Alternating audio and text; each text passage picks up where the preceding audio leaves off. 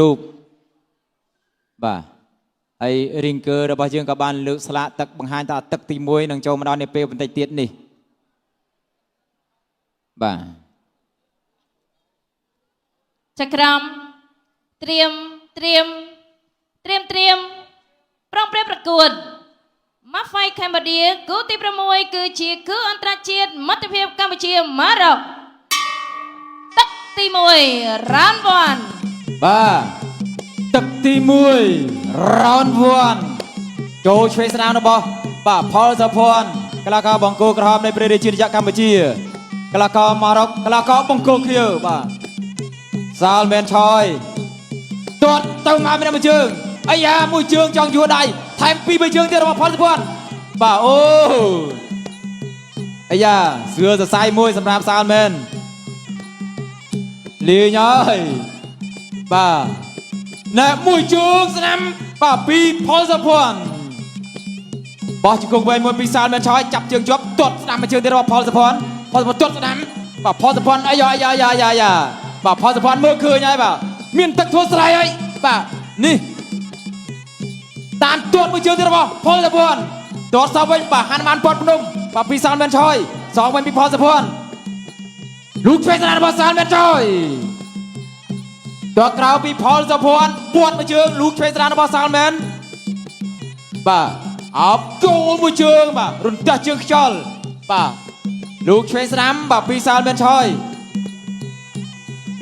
យ៉ាចន្ទរីមីមួយទាត់ក្រៅអត់ដល់ពាត់មួយជើងទៀតបាទពាត់មួយជើងរបស់ផលសុភ័ណ្ឌក៏សអូយួរដៃបាត់ហើយ2 2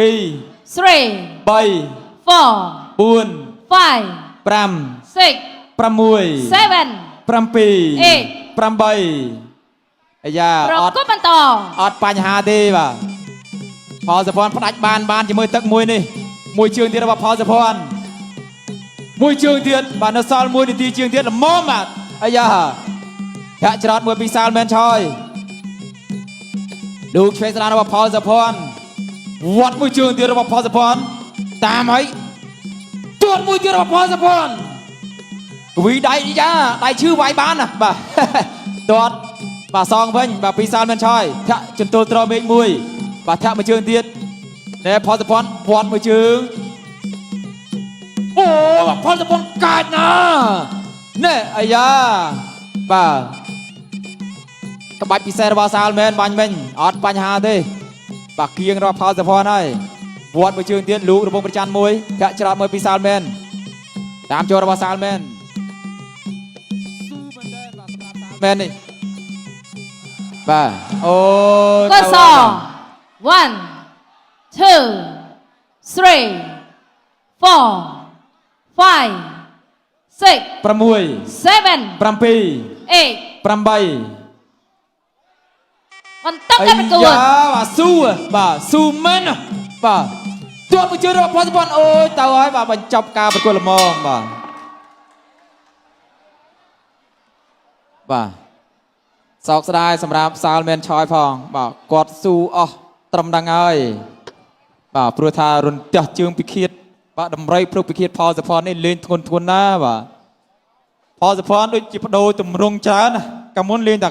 កែងឆាបអីទេបាទឥឡូវលេងជើងយកតែម្ដងបាទនេះស័ក្តិសមជាបាទខ្លាចាស់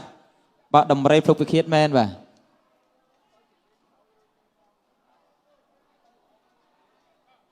អរគុណណាស់បាទរូបភាពយឺតៗសម្រាប់ការប្រកួតបានមិញទាត់មួយជើងបាទពីផលសុភ័ណ្ឌវត្តមួយជើងទៀតណែមួយជើងពេញបាទសម្រាប់បាទសាលមែនឆយនេះគាត់ស៊ូបាទនិយាយទៅបាទមួយជើងរបស់ផលសុភ័ណ្ឌស្រុតបាទស្រុតតាំងទឹកទី1ហ៎បាទនេះប៉ុន្តែគាត់ទ្រាំបាទបត់មកកែងកន្លែងនេះ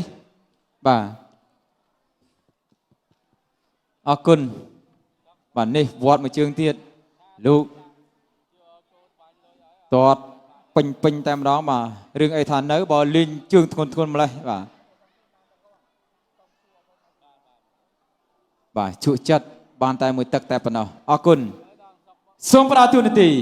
ជូនទៅដល់គណៈកម្មការបច្ចេកទេសប្រកាសលទ្ធផលនៃផ្លូវការចា៎ខ្ញុំសូមអរគុណ បងកុកក្រហមផលសភ័ណ្ឌឈ្នះគណៈករបង្គោលខៀវដោយកណៈករបង្គោលខៀវសាមែនលោកកញ្ញាកណ្ដាលបញ្ឈប់